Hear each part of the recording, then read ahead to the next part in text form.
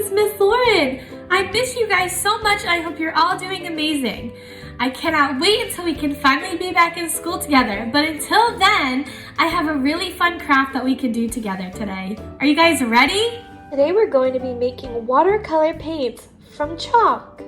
First, you're going to need some chalk. You can pick whatever colors you'd like to. I picked the colors pink, purple, blue, and green.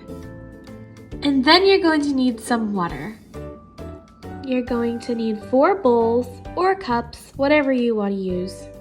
Next, you're going to need a 1 teaspoon measuring spoon. You're also going to need a regular spoon. Last thing you're going to need for this craft is an adult to help you. So grab your supplies and let's get started. First, I'm going to grab my 1 teaspoon measuring spoon and my bowl.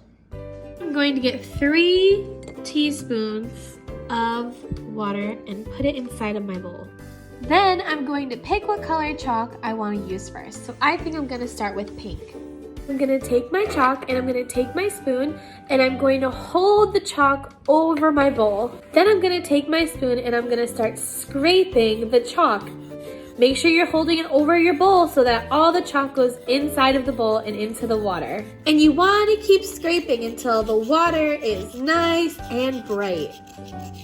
After I'm done scraping the chalk, I'm going to take my spoon and I'm going to start mixing the water in the chalk mixture. There you have it. There's your watercolor paint. Now let's try it out. Piece of paper and a paintbrush and let's see how this works.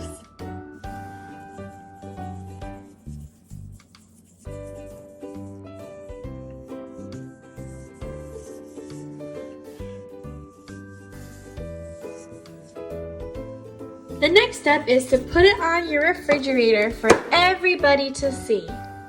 And there you have it. That's how you make watercolor paints out of chalk.